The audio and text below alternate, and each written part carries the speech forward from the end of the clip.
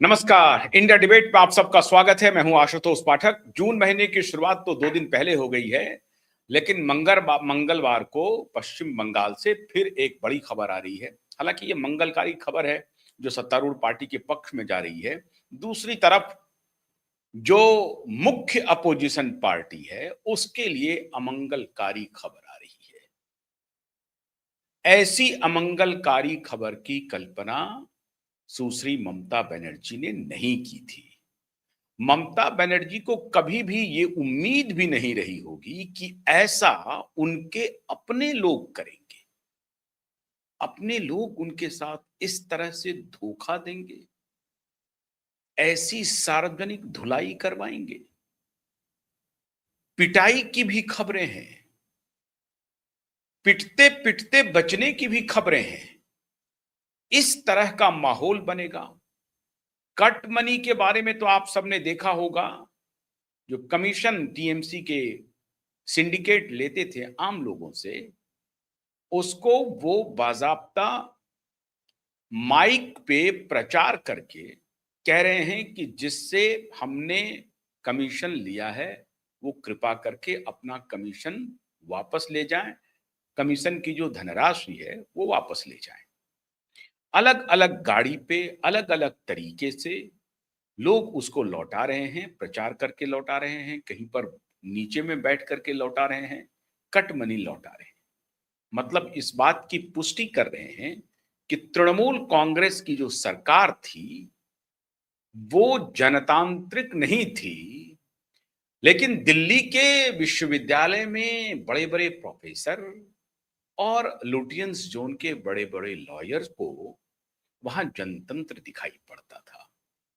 वसूली जनतंत्र जनतांत्रिक मूल्य बन गया था। कभी नजर नहीं गई, चर्चा नहीं हुई।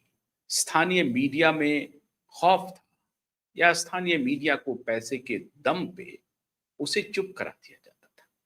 वो अंग्रेजी मीडिया समूह जो बड़े बड़े ग्राफिटी बनाते थे अपने फ्रंट पेज पे और एक से एक हेडलाइनर के लिए मशहूर थे, लंदन से चलता था उनका सब कुछ नियंत्रण, लेकिन मशहूर द टेलीग्राफ 4 मई के बाद सबसे ज्यादा तेजी से किसी ने अगर पाला बदला तो टेलीग्राफ समूह है। बदल लिया, सब कुछ बदल लिया। लेकिन इस टेलीग्राफ समूह को पिछले 12-15 वर्षों में जरा भी जरा भी शर्म नहीं आई कि ऐसी घटनाओं की रिपोर्टिंग वो करते थे। और लुटियन जोन जो उनके मोदी के ऊपर जो उनका व्यंग चलता था, तो लुटियन जोन उसको सेलिब्रेट करते थे। देखिए, एक मीडिया समूह है जो कितनी पारदर्शी तरीके से निर्भीक होकर के पत्रकारिता कर रही है, निडर पत्रकारिता कर रही है। वरना तो लुटियन जोन में गोदी मीडिया है। ये ममता जी के कोलकाता से एक मीडिया समूह है जो मीडिया की साख बचाए हुए है। बड़ी अच्छी बात है, अच्छी बात है। सत्ता को आईना दिखाना चाहिए, जरूर दिखाना चाहिए। आप अभी बहुत सारे लोग दिखा रहे हैं सत्ता को आईना। नीट के मामले में, सीबीएसई घोटाले के मामले में, सीबीएसई के मेसअप के बारे में उसकी बड़ी तारीफ हो रही है। हर जगह तारीफ हो रही है, कौन नहीं तारीफ कर रहा है। और श्रीमान प्रधान जी के बारे में अभी मैं एक अलग से विस्तार से वीडियो बनाने वाला हूं कि देर आयत दुरुस्त आयत, लेकिन मोदी जी की आंख खुली। लेकिन मुझे हैरानी है कि मोदी जी की आंख जल्दी खुलती नहीं है। क्यों नहीं खुलती है मुझे पता नहीं है। तो सत्ता को आईना दिखाना चाहिए, सत्ता को मिरर दिखाना चाहिए। लेकिन आज जो मिरर दिखाया जा रहा है तो विचलित क्यों है लुटियंस जोन वाले, घबराहट क्यों हो गई है उनको। वो बैठ करके 4 लोग दरबार सजा करके बोल रहे हैं, अब तो मुझे इस देश में रहने में वाकई में डर लग रहा है।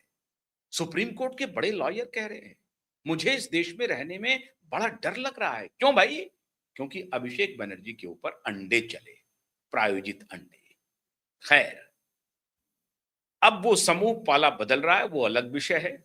लेकिन जो मित्रों खबर आ रही है पश्चिम बंगाल से, वो ये है कि तृणमूल कांग्रेस के, जिसके बारे में क्यूबाइव नेटवर्क ने सबसे पहले कहा था कि तृणमूल कांग्रेस टूटेगी और उसका टूट अवश्यंभावी है, और तृणमूल कांग्रेस टूट चुकी है।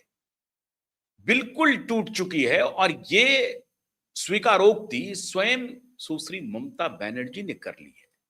ममता बनर्जी ने यह कह दिया है, मेरी पार्टी को तोड़ने का अभियान चल रहा है, मेरी पार्टी को तोड़ा जा रहा है। अरे कोई आपकी पार्टी को नहीं तोड़ रहा है, किसी को जरूरत नहीं है आपकी पार्टी को तोड़ने की। ब्रूट मेजॉरिटी में जो पार्टी सत्ता में है, ब्रूट मेजॉरिटी है, जितना चाहिए उससे 60-70 अधिक है। तो क्यों आपकी पार्टी को तोड़ेगा? कौन तोड़ेगा आपकी पार्टी को? और अगर अपोजिशन के ही आपके इंडी गठबंधन के पार्टी आपकी पार्टी को तोड़ना चाहते हैं, तो आप उनसे पूछिए, श्रीमान राहुल गांधी से पूछिए, आप अपने लेफ्ट के दोस्तों से पूछिए। बड़ी शागिर्दी रही है आपकी उनसे, भले ही आपने उनको सत्ताच्युत किया हो, लेकिन आपका बड़ा याराना रहा है लेफ्ट इकोसिस्टम से। तो लेफ्ट इकोसिस्टम वाले तोड़ रहे हैं आपकी पार्टी को, तो उनसे पूछिए। कांग्रेस पार्टी तोड़ रही है तो उनसे पूछिए। भारतीय जनता पार्टी को कोई दिलचस्पी नहीं है टीएमसी को तोड़ने के लिए, कोई दिलचस्पी नहीं है। फिर आप ये क्यों कह रहे हैं कि मेरी पार्टी को तोड़ा जा रहा है? शुभेंदु अधिकारी आपके एमएलए को लेके क्या करेंगे? और उनकी माथापच्ची होगी, सरदर्द बढ़ेगा, वो स्टेक होल्डर हो जाएंगे, वो डिमांड करेंगे। क्या जरूरत है? कोई जरूरत नहीं है। हाँ, अगर 10-15 एमएलए कम होता तो आपकी बात मानी जाती। कोई स्वीकार नहीं कर रहा है ममता दीदी आपकी बात को। क्यों? क्योंकि आप असल बात को स्वीकार नहीं करना चाह रही हैं। नकली नैरेटिव पेश करना चाहती है जनता के बीच में, जो खरीदार कोई नहीं है आपके नैरेटिव का। कोई स्वीकारोक्ति नहीं मिल रही है आपके नैरेटिव को कि हमारी पार्टी को कोई तोड़ना चाह रहा है। मैं दावे के साथ कह सकता हूं कि भारतीय जनता पार्टी अगर आपकी पार्टी को तोड़ने का प्रयास करेगी तो वो अपना ही सरदर्द बढ़ाएगी। बीजेपी आपकी पार्टी को तोड़ने का प्रयास नहीं कर रही है। फिर पार्टी टूट कैसे रही है? पार्टी ऐसे टूट रही है कि अभी तो अंडे की सेकाई हुई है। लोग कह रहे हैं कि फ्राई हो गया था, अगर गर्मी ज्यादा रहती तो जिस तरह से अंडे फेंके गए थे हाफ फ्राई तो हो ही जाता। जिस तरह से अंडे की बरसात हुई है वो मामूली घटना है जो आपने ही करवाई है। और अब ये सर्वविदित हो गया है कि टीएमसी के कार्यकर्ताओं ने ही खुद के ऊपर अंडे बरसवाए थे। और वो कल्याण बनर्जी नाटकबाज, अरे कल्याण बनर्जी तो पूरी तरह से एक्सपोज हो गए, पूरी तरह से एक्सपोज हो गए, खुद ही गिर गए। 2-4 लोगों को, बल्कि मीम बन रहा है, मीम बन रहा है, ओरी बाबा कैसा मारा पिटाई किया रे, हमारा गोल्ड भी नहीं खींचा रे, इस तरह के मीम बन रहे हैं। कल्याण बनर्जी को बोल रहा है, ओरी बाबा बोला था हम आपको धीरे से मारने के लिए, ज्यादा क्यों मार दिया रे। ये मीम बन रहे हैं, ये चल रहे हैं इंस्टाग्राम पे, फेसबुक पे, अलग अलग टेलीग्राम नेटवर्क पे अगर आप देखेंगे तो छोटे छोटे रील्स चल रहे हैं। स्पष्ट हो गया और ये कोई बीजेपी का आईटी सेल नहीं कर रहा है, कोई करने की जरूरत नहीं है। आपने ही वो धंधा शुरू किया। अब भाई इस देश में क्रिएटिव लोगों की कमी है नहीं, तो जहां उनको लगता है कि हमें कंटेंट मिलेगा वो क्रिएटिविटी अपनी शुरू कर देते हैं। तो कोई बीजेपी का आईटी सेल नहीं कर रहा। हाँ, ये हो सकता है कि बीजेपी का आईटी सेल उसको प्रमोट कर रहा, वो अलग विषय है। मित्रों, लेकिन सच्चाई ये है कि टीएमसी अब पूरी तरह से बिखर गई है, टूट गई है और इस बात को ममता बनर्जी ने स्वीकार कर लिया है। इसलिए अब वो रास्ता ढूंढ रही है। हुआ क्या? हुआ कि 4 मई को मतदान काउंटिंग थी, रिजल्ट का डे था, रिजल्ट आया, शाम तक सारी बातें स्पष्ट हो गई, कौन जीता कौन हारा। तो 4 मई की संध्या से इन्होंने नाटक शुरू कर दिया कि ये हम हारे नहीं हैं, हमको हराया गया है और 3 लाख सीआईएसएफ के जवानों को लगा करके 85 आईपीएस ऑफिसर की तैनाती से विभिन्न स्टेट से, दूसरे स्टेट से बुला करके जगह ब जगह पुलिस के बल पे, बंदूक के नोक पे इन्होंने हमारे वोट को नहीं होने दिया और हमारे वोटर को भगा दिया। और इस तरह से इन्होंने जनतंत्र का हाईजैक कर लिया, ये नैरेटिव बनाने की कोशिश की। फिर कहा कि हजारों हमारे जो कार्यकर्ता हैं, जो हमारे वोटर भी थे, उनको पुलिस ने डिटेन कर लिया। मतलब सीआईएसएफ के जवान जो कि चुनाव ड्यूटी के लिए विशेष रूप से लगाए गए थे, उन्होंने डिटेन कर लिया। और पूरे बंगाल में 85 आईपीएस ऑफिसर जो अलग अलग राज्यों से आए थे, उनकी निगरानी में ये सब कुछ हुआ। हर 2 फेज में चुनाव हुए वहां पे। पहले फेज में 800 लोगों को जब डिटेन किया गया तो कल्याण बनर्जी ही थे जो अभी पिटवाई, अब खुद पर ही पिटाई का पूरा षड्यंत्र रचा, पिटाई खाई है। जोर से भी लग गया होगा उनको, हो सकता है 1 आध 2 लात से जोर से भी लग गए। तो श्रीमान कल्याण बनर्जी अदालत चले गए थे पहले फेज के 1 दिन पहले। कल चुनाव होना है तो आज हाईकोर्ट पहुंच गए और उन्होंने कहना शुरू कर दिया कि देखिए हमारे वर्कर को गुंडागर्दी के नाम पे उनको असामाजिक तत्व डिक्लेयर करके डिटेन किया जा रहा है। ये नैरेटिव उन्होंने बनाया। हाईकोर्ट ने कहा कि साहब इसमें चुनाव आयोग को पूरा अधिकार है, मैं इसमें दखल नहीं दूंगा।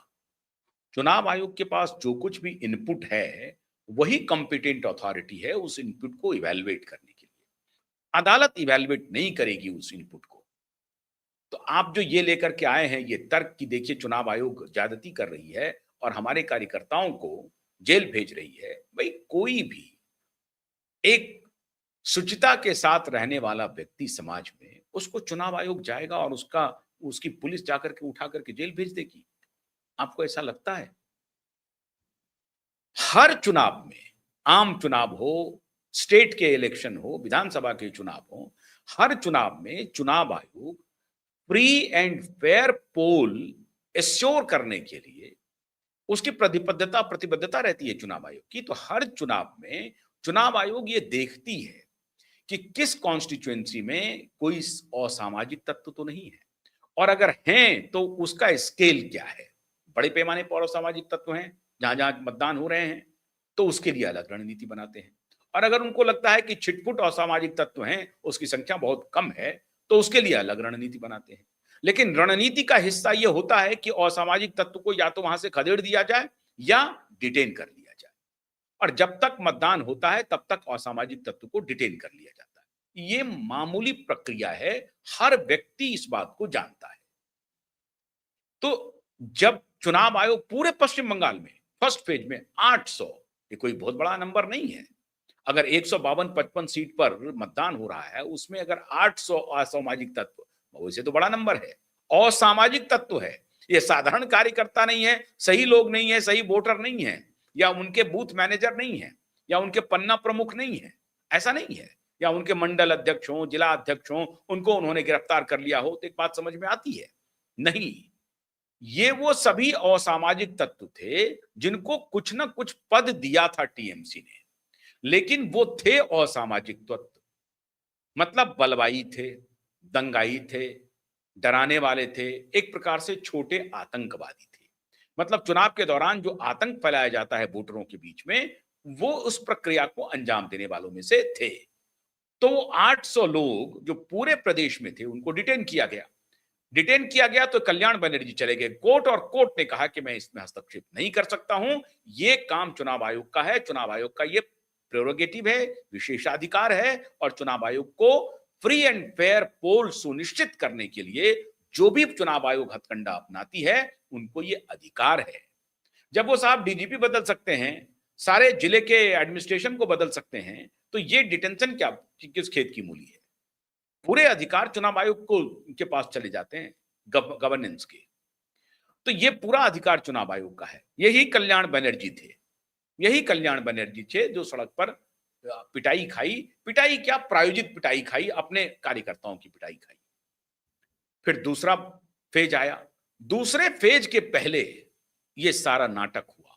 कोई पुष्पा बन गया, कोई कह दिया कि तुम्हारे बाप को देख लेंगे, कोई कह दिया कि इलेक्ट्रॉनिक शब्दाह गृह बना देंगे।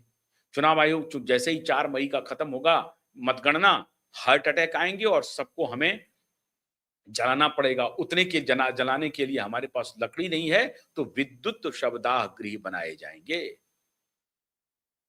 ये भाषण दिया जा रहा था सांसदों के द्वारा, जिन्होंने अंडे खाई है, अंडे खुद खाई है अपने कार्यकर्ताओं से, कोई किसी ने मारा नहीं। उसमें हो सकता है कि जब इनके कार्यकर्ता इनके ऊपर अंडे बरसा रहे होंगे, उसमें हो सकता है कि कुछ आम जन को लगा होगा कि हाँ ये तो चोर चोर है, चोर चोर के नारे लगने लगे। अरे साहब, अपोलो हॉस्पिटल में ममता बनर्जी गई, वहां तो कोई प्रायोजित भीड़ नहीं थी, पूरा सिक्योरिटी का इंतजाम था। अंदर में चोर चोर, चोरनी चोरनी, चोरनी चोर चोर, इस तरह के नारे, अब चोरनी का लगा के नहीं लेकिन चोर चोर के नारे लग रहे थे। चोर चोर के नारे पश्चिम बंगाल की सड़कों पर आम हो गया है। जैसे ही कोई टीएमसी का वैसा कार्यकर्ता मिलता है जो दबदबा था जिसका, जो बाहुबली थे, जो डराते धमकाते थे, वो अब घर से नहीं निकल रहे हैं। तो ये कहानी हुई दूसरे फेज के चुनाव के बाद। अभी जो ये कहानी हुई, जो मार पिटाई हुई, उसमें अपोलो हॉस्पिटल में ममता बनर्जी को चोर चोर सुनना पड़ा और बाल बाल बच गई। ऐसा नहीं है कि ममता बनर्जी के ऊपर हमला नहीं हो सकता है। महिलाएं इतनी रोष में हैं, इतनी गुस्से में हैं कि वो भी सुरक्षित नहीं है। गुस्सा साथ में आसमान पर है आम जनों का।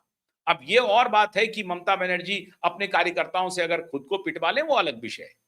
लेकिन ऐसी अभी तक कोई घटना हुई नहीं है और भगवान करे कि उनकी सेहत स्वस्थ रहें, वो सुरक्षित रहें और उनके साथ कोई घटना होने ना पाए। इसके लिए पश्चिम बंगाल की सरकार को पुख्ता इंतजाम भी करना चाहिए। अब उससे मामला बढ़ गया आगे। बढ़ा क्या? तो 4 मई के बाद मतदान हो गया, सब खत्म हो गया, हार गए। 6 मई को इन्होंने मीटिंग बुलाई। 6 मई को जो चुने हुए विधायक थे, उसमें से 10 विधायक नदारद रहे। और उसी दिन याद कीजिए, उसी दिन हमने कहा था कि तृणमूल कांग्रेस टूटेगी। उसी दिन, जिस दिन ये 6 विधायक नदारद रहे थे, उसी दिन हमने 10 विधायक नदारद रहे थे, उस दिन हमने कहा था कि टीएमसी टूटेगी। उस दिन कहा गया कि नहीं, कुछ-कुछ अलग-अलग परिस्थिति हो गई, कुछ बीमार हो गए, कुछ थक गए थे, चुनाव चल रहा था, थके हुए थे, इसलिए वो नहीं पहुंच पाए। लेकिन आएंगे। दूसरी बैठक हुई 19 मई के आसपास। दूसरी बैठक में 35 विधायक नहीं आए। 35-40 अब एग्जैक्ट आंकड़ा नहीं है, लेकिन 30-35 विधायक से अधिक विधायक नहीं आए। ममता बनर्जी का, अभिषेक बनर्जी का कॉल है, ये ध्यान रख लीजिए आप। ममता बनर्जी, अभिषेक बनर्जी का कॉल है और उस कॉल पे 35 विधायक नहीं आए। उसके बाद तीसरा प्रकरण हुआ। तीसरा प्रकरण हुआ जब अभिषेक बनर्जी के ऊपर अंडे बरसे। मैं बार बार कह रहा हूं कि ये अंडे अभिषेक बनर्जी के ऊपर टीएमसी के कार्यकर्ताओं के द्वारा चलाए गए थे, ये प्रायोजित है। कुछ जब इनके ऊपर अपने कार्यकर्ता कुछ कर रहे होंगे हमला, तो हो सकता है कि आमजन भी नाराज होकर के इनके ऊपर कुछ बलवाई गतिविधि किया हो, या इनको कुछ पत्थर भी चलाया हो, अंडे भी फेंके हो, या गाली भी दिया हो, या चोर चोर भी कहा हो। चोर चोर तो हो ही रहा है, चोर चोर भी कहा हो, इससे इनकार नहीं किया जा सकता है।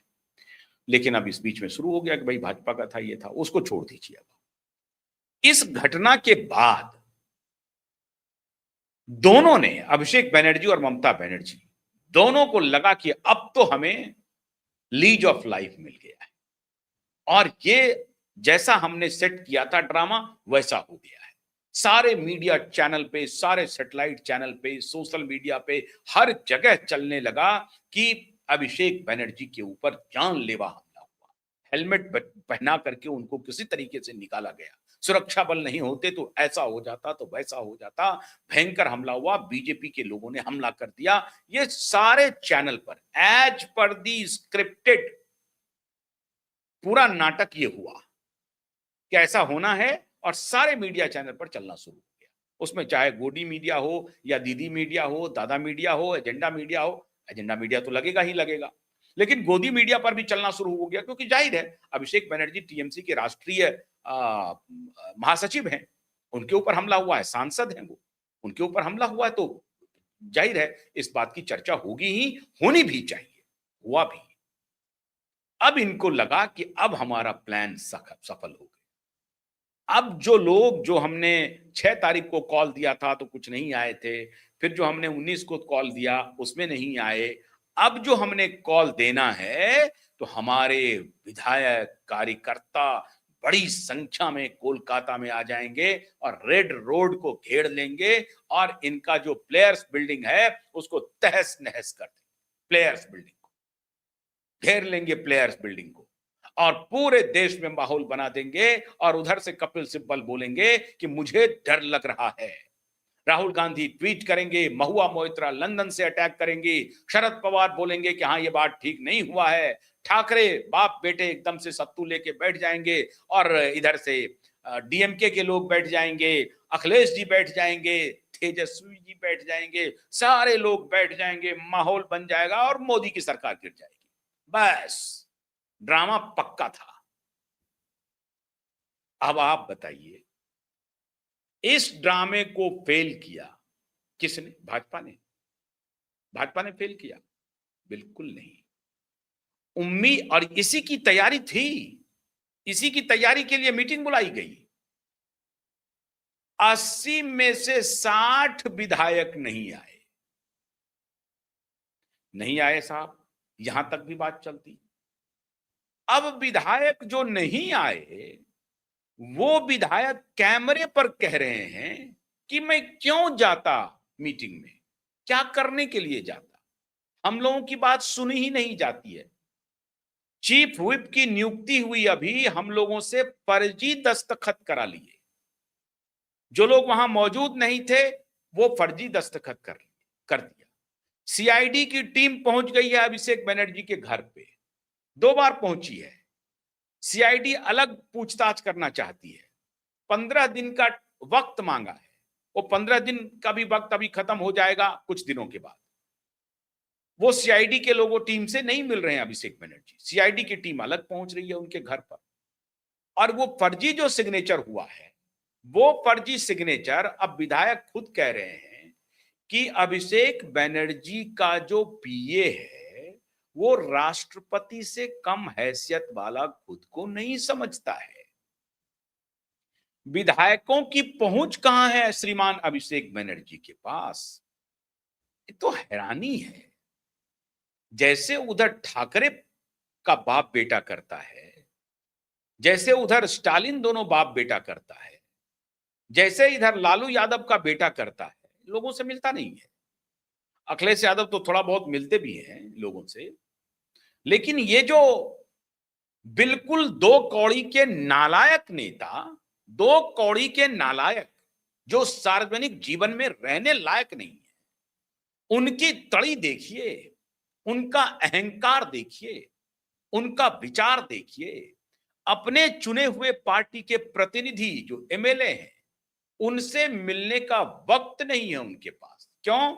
बैग की दलाली करनी है ना, बैग की दलाली करनी है। बैग वालों से उनकी मुलाकात अच्छी हो जाती है, लंदन वालों से मुलाकात फौरन हो जाती है। लंदन वालों से ध्यान रखिए, आप फरार हैं, अभी अभी लंदन भाग गई हैं। लंदन वालों से तुरंत मुलाकात हो जाएगी। क्यों? क्योंकि पैसे को कहां पार्क करना है, सिंगापुर में पार्क करें कि दुबई में पार्क करें कि लंदन में पार्क करें, इसमें उनकी व्यस्तता रहती है। Who the hell elected representatives are, why should they waste time on them? No, they don't have time. और ये सिर्फ ममता बनर्जी के भतीजे की कहानी नहीं है, ये ठाकरे के बेटे की भी है और ये स्टालिन के बेटे की भी है, ये लालू के बेटे की भी है।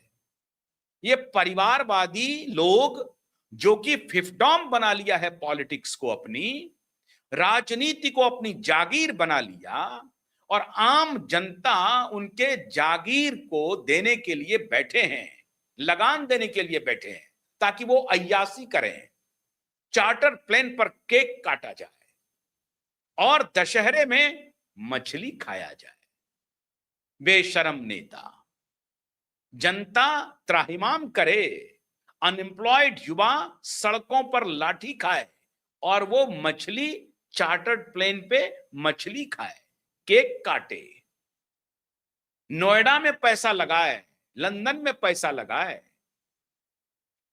और सिंगापुर में पैसा लगाए, स्विट्जरलैंड जाए, दावोस घूम करके आए। ये चल रहा है।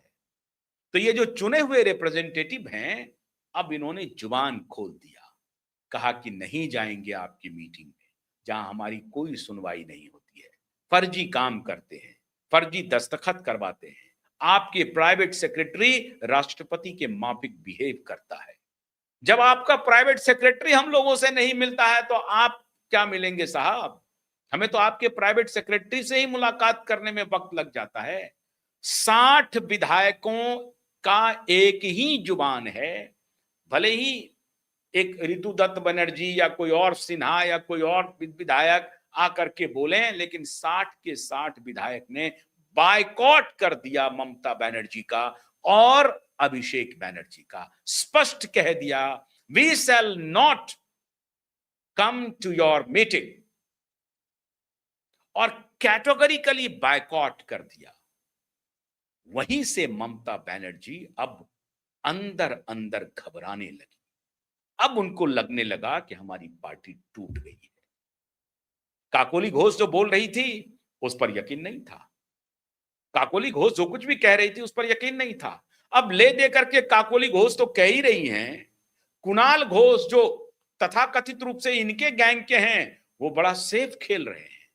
कुणाल घोष क्या कर रहे हैं? अभिषेक बनर्जी को जवाब देना चाहिए, ममता दीदी को जवाब देना चाहिए। हाँ, ये बात तो हो गई है, इस बात पर क्या कहना है? हाँ, ये बात तो उनको जवाब देना पड़ेगा। धीरे धीरे कह रहे हैं, उनका हो करके उनको दगा दे रहे हैं। मतलब उनके गैंग में, उनके कैंप में बैठ करके उनके खिलाफ बयानबाजी चल रही है। 11 सांसद में से एक आध दो को छोड़ दीजिए लंदन ब्रांड को, तो बाकी महिला सांसद अलग नाराज है। इसी नाटकबाज कल्याण बनर्जी से, बड़े नाटककार है कल्याण बनर्जी, उनसे अलग नाराज है वो। तो पार्टी अब पूरी तरह से विधायकों के स्तर पर टूट गई है, मेंबर ऑफ पार्लियामेंट के स्तर पर बिखर चुका है। ऐसी कोई विचारधारा नहीं है ममता दीदी की जो इनको एक साथ इकट्ठा कर सके। कंसोर्टियम था पैसे बनाने का। यह सरकार, ममता जी की सरकार, under the surveillance of Abhishek Banerjee, ये बन गई थी पार्टी पैसा बनाने की मशीन।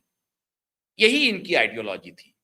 तो पैसा बनाने की मशीन जैसे ही खत्म, आइडियोलॉजी खत्म, लोग खत्म, सारे लोग एक एक करके छोड़ के जा रहे हैं। अब इनका कुछ होने वाला आगे दिखाई नहीं पड़ रहा है, तो राहुल जी को बधाई दे रहे हैं, सबको कोशिश कर रहे हैं कि आइए सब हम लोग मिल करके लड़ते हैं। ममता जी, आपकी उम्र हो गई अभी भी, लेकिन ममता जी के प्रति अभी भी कुछ लोगों को सहानुभूति है। लेकिन ये श्रीमान भतीजे जी को अगर आप समझा लेते, जो विद्युत सप्ताहगृह बना रहे थे, इस तरह की भाषा का प्रयोग कर रहे थे, क्या बोल रहे थे चुनाव के दौरान, इतना असभ्य, इतना अमर्यादित, विवेकहीन प्रकटीकरण पश्चिम बंगाल में आज के पहले कभी नहीं हुआ। और अभी आप रुदाली कर रहे हैं। 300 से अधिक कार्यकर्ताओं की जो मृत्यु हुई, 85 वर्ष की बूढ़ी मां के सामने भारतीय जनता पार्टी के कार्यकर्ताओं की बलि ली गई, बच्चों के सामने, पत्नी के सामने भारतीय जनता पार्टी के कार्यकर्ताओं की हत्या की गई, बर्बर हत्या की गई। उस वक्त लुटियन जोन के डर लगने वाले देश में बड़े वकील को दिखाई नहीं पड़ रहा था, कुछ दिखाई नहीं पड़ रहा था। आंख पर पट्टी बांधी थी, धृतराष्ट्र हो गए थे, और वो महुआ मोइत्रा गांधारी हो गई थी। अब पता नहीं चल रहा है, अब सब कुछ सामने आ रहा है। तो होई है वही जो राम रचि राखा, और जस करनी तस भोगहु पापा। तो जो किया है, जो बोया है, वही काटेंगे। तो ममता जी, आपके लुटियंस, रुदाली गैंग कुछ नहीं कर पाएंगे। ऊपर वाले की ये मार है, और ऊपर वाले की मार से बच नहीं पाएंगे। कोई बीजेपी वाला नहीं कर रहा है, कोई शुभेंदु नहीं कर रहा है, कोई मोदी नहीं कर रहे हैं, कोई शाह नहीं कर रहे हैं। मैं बता रहा हूं आपको, ये सब ऊपर वाले कर रहे हैं। इसी जन्म में भोग करके जाना है, अपने कर्म को भोगना ही पड़ेगा। बहुत बहुत शुक्रिया, नमस्कार।